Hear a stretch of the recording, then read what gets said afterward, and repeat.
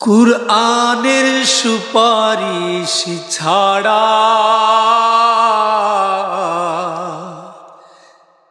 যাবে না জান্নাতে যাওয়া।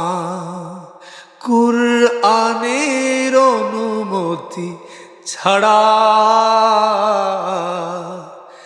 যাবে না জান্নাতে যাওয়া।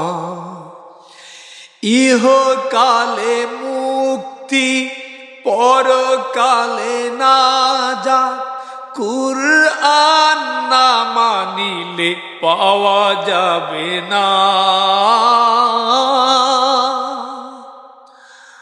কুরআনের অনুমতি ছাড়া যাবে না জান্নাতে যাওয়া।